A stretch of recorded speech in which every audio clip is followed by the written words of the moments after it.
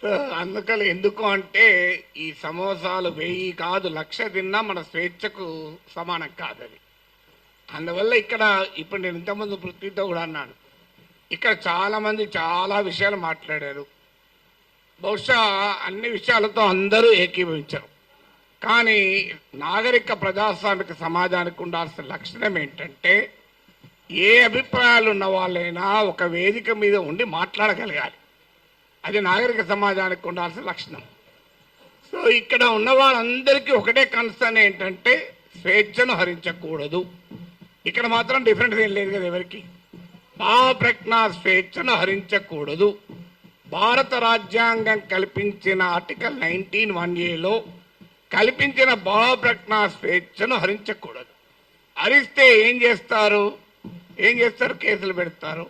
నేను అన్నాను అరెస్ట్ చేస్తారని భయమా సార్ అన్న. భయం ఉంటే యాంటిసిపేటరీ బెయిల్ పోతాను, పోలే కదా అన్న.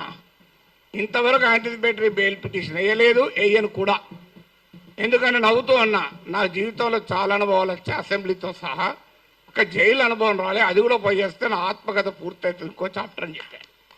సో అందువల్ల అరెస్టులకు భయపడే వాళ్ళమైతే ఇక్కడ దాకా రాకనే పోయేవాళ్ళం. నేను 30 ఏళ్ల వయసులో యూనివర్సిటీలో అసిస్టెంట్ ప్రొఫెసర్గా ఉన్నప్పుడు Times of India group daily the ఇండిపెండెంట్కు ఒక ఆర్టికల్ రాశారు. అప్పుడు ముఖ్యమంత్రి నెదురుమల్లి జనార్దన్ రెడ్డి పైన glad to see him go అని రాశారు. అప్పుడు చీఫ్ మినిస్టర్ ఆఫీస్ నుంచి వైస్ ఛాన్సలర్ ఫోన్ వస్తే నన్ను పిలిపించాడు. ఏం నాగేశ్వర్, పెళ్ళై 4 ఏళ్ళు అయింది, కొడుకు పుట్టి 1 ఇయర్ కూడా కాలే, ఇప్పుడు మన ఈ ఉద్యోగం తీసేస్తే ఏమవుతుంది అన్నాడు. నేను తీసేయమన్నాడు సార్ మీ సీఎంను. ఒక 30 ఏళ్ళు అక్కడ ఇక్కడ ట్యూషన్లు చెప్పుకొని బతుకుతా, 30 ఏళ్ళ తర్వాత కోర్టులో సుప్రీంకోర్టుకి వెళ్ళి ఈ డబ్బులన్నీ తెచ్చుకుంటే జూబ్లీహిల్స్ ఇల్లు కట్టుకుంటా అని చెప్పాను. ఎందుకంటే నాకు అదొకటే మార్గం కనబడుతున్నా సార్, లేకపోతే లేదని చెప్పిన. అంటే అందువల్ల 30 ఏళ్ళ వయసులోనే భయపడలే, 62 ఏళ్ళ వయసులో భయపడతామా? సో అందువల్ల అది భయపడే ప్రసక్తే లేదు. అరెస్ట్ ఇంతవరకైతే మీకు ఫ్యాక్ట్స్ కూడా చెప్పాలి. ఎందుకంటే ఇక్కడ మాట్లాడిన వాళ్ళు చాలామంది బహుశా టీవీలు మిస్లీడ్ చేసిన రాంగ్ ఇన్ఫర్మేషన్తో కూడా ఉన్నట్టున్నారు. నా దగ్గరికి అరెస్ట్ చేసడానికి ఎవరైతే రాలే ఇప్పటి వరకు, రారని నేను చెప్పను, ఇప్పటి వరకు రాలేదు. హైదరాబాద్కు వచ్చారేమో తెలియదు, మా ఇంటికి రాలే. అయితే అక్కడ తెలంగాణ పోలీస్ ప్రొటెక్షన్కి వస్తే వాళ్ళ ఫోటోలు వేసి మనం మీడియాలో ఆంధ్ర పోలీస్ వచ్చిందని రాశారు. ఆ వీడియోలో ఉన్న వ్యక్తి మన టోలీచెక్ సిఐ. సో అలా కూడా వచ్చాయి వార్తలు. ఆ వార్తలు కూడా ఇట్లాంటి పత్రికల్లోనే వచ్చాయి. పోనీ వీళ్ళు ఇక్కడ మనకు అర్థం కావాల్సిందంటే, ఒకటి రాజ్యం ప్రభుత్వమే నేరుగా కేసులు పెట్టింది. ఏంటా కేసులు? కులచిచ్చు పెట్టానట. నేను నా మాటలో ఎక్కడ కులమన్న పదమే లేదు, కులచిచ్చు పెట్టాను. పవన్ కళ్యాణ్ మాటల్లో కూడా చెప్పాడు కులం. అసలు నేను ఎక్కడ కులం తీసానో నాకు ఇప్పటికీ అర్థం కాలే. ఇప్పుడు ఒక అంశం వచ్చినప్పుడు అనేక మంది భిన్నమైన అభిప్రాయాలు ఉన్నవారు ఆ అంశాన్ని వరకు సమర్థిస్తుంటారు. అది ఏ కులం వాళ్ళైనా కావచ్చు, ఏ ప్రాంతం వాళ్ళైనా కావచ్చు, ఏ రాజకీయ భావాలు ఉన్న వాళ్ళైనా కావచ్చు. ఇప్పుడు దీన్ని మైక్ అనాలి. దీన్ని మైక్ అని ఒక కులం వాళ్ళకి చెప్తే మైకు, ఇంకో కులం వాళ్ళు చెప్తే కాదు స్టిక్ అంటారా? ఒక పార్టీ వాడికి చెప్తా మైకు, ఇంకో పార్టీ వాడికి చెప్తే బాటిల్ అంటారా? ఎవరైనా మైక్ అనాలి. సో దానికి కుమ్ముకైనట్టు కాదు అది. తర్వాత ప్రాంతం అని కూడా తీశాడు పవన్ కళ్యాణ్. ప్రాంతం అని తీస్తే ఎవరు తీశారు ప్రాంతం?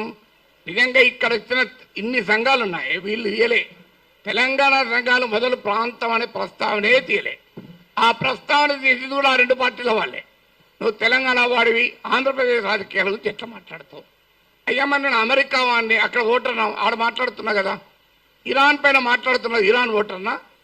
ఇది ఎక్కడ సిద్ధాంతం అయ్యా? మీరైతే ఇక్కడ ఇల్లు కలిగి ఉంటారు, ఆస్తులు కలిగి ఉంటారు, మేము మాట్లాడకూడదంటే ఎట్లా? తెలంగాణలో ఉన్న పుట్టినవాడిని కనుక తెలంగాణ వాడు కనుక మాట్లాడద్దంటే ఎట్లా? అంటే కులం తీసింది మీరు, ప్రాంతం తీసింది మీరు, మళ్ళీ మమ్మల్ని కులము ప్రాంతం తీశారంటున్నారు. ఎంత ఆశ్చర్యం చూడండి. ఇక అది కులం చిచ్చు పెట్టారని కేసు పెట్టారు, అక్కడ కులం ప్రస్తావన కూడా చేయలేదు నేను. ఇంకో కేసు ఏంటిది? ఈవెన్ నోటీస్ ఇవ్వకుండా కూడా అరెస్ట్ చేయొచ్చు 3 ఏళ్ళు. ఏంటది అంటే అల్లర్లు సృష్టించేదానికి పనిచేశారట. నేను ఇప్పుడు ఈ ఇన్సిడెంట్ జరిగి 10 రోజులు అయింది. ఎక్కడ అల్లర్లు అయింది?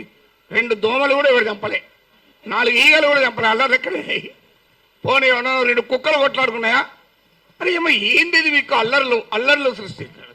అదే కాదు, ప్రజా జీవితాన్ని అల్లకల్లోలం చేశారట ఒక కేసు. జోకేంద్ర వాళ్ళు పెట్టిన కేసులు మనం నవ్వొస్తాయి. మీరు ఎంతమంది చూశారో తెలియదు నాకు ఎఫ్ఐఆర్లు. ఆ సెక్షన్ నేను చూస్తే ఆ లాలోనే ఉంది, this section is not applicable for words అన్నాడు. మరి నేను వర్డ్స్ కాకపోతే ఏం మాట్లాడినా బాంబులు వేసినా? ఇంకో దగ్గర this section is not applicable to the statements అన్నారు. మరి నేను మాట్లాడేది వర్డ్ స్టేట్మెంటే కదా. అంటే అప్లికేబుల్ కాదని చట్టంలో ఉన్న కేసు పెట్టారు. ఇక చూడండి, ఇక్కడ మనకు అర్థం కావాల్సింది అంటే చాలా మంది మిత్రులు మాట్లాడారు, నేను మాట్లాడిన అంశం అసలు ఇష్యూనే కాదు, అది ఇష్యూనే కాదు. నన్ను కులం అన్నారు. ఇప్పుడు ఇంతకుముందు విమలక్క గారు చెప్పారు, నేను ఏ కులంలో పుట్టాలనే హక్కు నాకుంటే, అది అవకాశం నాకుంటే అది నేను డిసైడ్ చేసుకుంటాను. ఎక్కడో చూడ పుట్టిన తర్వాత ఎక్కడున్నాం అనేది పాయింట్ కదా.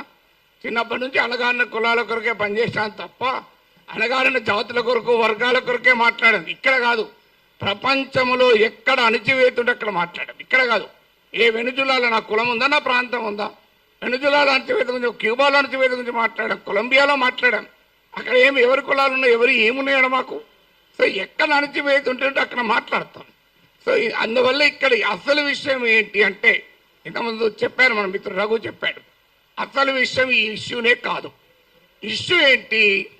ఆంధ్రప్రదేశ్కు విశాఖపట్నానికి రైల్వే జోన్ ఇచ్చాడు. ఆ ఇచ్చినట్టే ఇచ్చి ఆదాయం వచ్చే కిరండాల్ కోరాపూట్ లైన్ తీసేసి ఇచ్చారు. ఆ లైన్ను ఒరిస్సాకు పంపించారు. ఆంధ్రప్రదేశ్లో ఒక్క రాజకీయ పార్టీ అడగదు. నా పైన గంట సేపు డిబేట్ పెట్టే టీవీ ఛానల్ కూడా అడగవు. విచిత్రం ఏంటంటే, అయ్యా మరి ఈ రైల్వే జోన్ ఇచ్చారు, ఆదాయాన్ని ఇచ్చేదాన్ని తీసుకెళ్ళి ఒరిస్సాలో కలిపారు, ఇది అన్యాయం కదా అని ఒక్కరు అడగలే. నాగేశ్వర్ పైన 1 అవర్ డిబేట్ పెట్టిన వాళ్ళకు ఆంధ్రప్రదేశ్ ప్రజల కోసం అవసరమైన ఈ ఒక్క టాపిక్ మీద ఎందుకు డిబేట్ పెట్టరు? ఆన్సర్ లేదు. ఇక మీకు మచిలీపట్నం పామర్రు ప్రాంతంలో మీకు విలువైనటువంటి ఆయిల్ అండ్ గ్యాస్ నిక్షేపాల్ని ఓఎన్జీసీ కనుగొంటే అత్యంత చరిత్ర జరిగిన దుర్మార్గ చరిత్ర గల వేదాంతకి ఇచ్చేశారు. తూత్కుడిలో ప్రజల్ని చంపినటువంటి వేదాంతకి ఇచ్చారు. ఇది ఆంధ్రప్రదేశ్లో ఏ ప్రధాన పార్టీలు రెండూ అడగలే. ఇక్కడ నా మీద డిబేట్ పెట్టిన టీవీ వాళ్ళు అడగలే. విచిత్రం ఏంటంటే, కానీ నేను అడిగాను, అది కోపం ఏంటంటే ఇలాంటి ఉదాహరణ 100 చెప్పగలుగుతాను. అందువల్ల పబ్లిక్గా క్వశ్చన్ చేయకూడదు. అందువల్ల ఒక్కసారి బెదిరిస్తే దాన్ని డాక్ట్రైన్ ఆఫ్ చిల్లింగ్ ఎఫెక్ట్ అంటారు. అంటే బెదిరిస్తే వీడు నోరు విప్పడని. కానీ గుర్తుపెట్టుకోవాలి, ఎంత బెదిరిస్తే అంత బిగ్గరగా అడుగుతాం, పని కట్టుకొని కూడా అడుగుతాం. అదే నేను అన్నది. అదే అని యుద్ధం మీరు మొదలు పెట్టారు, నేను ముగిస్తాను అన్నాడు. మళ్ళీ దాన్ని పెట్టుకొని యుద్ధం చేస్తావట అంటారు. అయ్యా నేను ఏమన్నా అందులో క్లియర్గా నా ప్రజా సమస్యల పైన అన్నా. అంటే ఇప్పుడు ఇంకా దానిపైన కేసు పెట్టలేదు. బహుశా ఎఫ్ఐఆర్ ఛార్జ్ షీట్లు ఆడి చేస్తారో తెలియదు. కానీ ఒక్కడు మాత్రం మళ్ళీ చెప్తున్నాను, మీరు అరెస్ట్ చేసుకుంటారా, కేసులు విత్డ్రా చేస్తారా, చెయ్యరా, అది మీ ఇష్టం. మేము మాత్రం మాట్లాడుతూనే ఉంటాం. We will die but we will not give up our right to free speech అన్నది మా మాట. చావనన్నా చేస్తాం కానీ మాట్లాడే హక్కుడు వదులుకోము. నీకే అణిచివేత వేసినా దానికి మేము సిద్ధం, సంతోషం. మీరు వస్తారంటే చెప్పండి, టైము ప్లేస్ కూడా చెప్పండి, ఆడికి వస్తా, కావాలంటే అరెస్ట్ చేసుకోండి. Thank you very much. Telangana ఉద్యమంలో స్లోగన్ ఉండే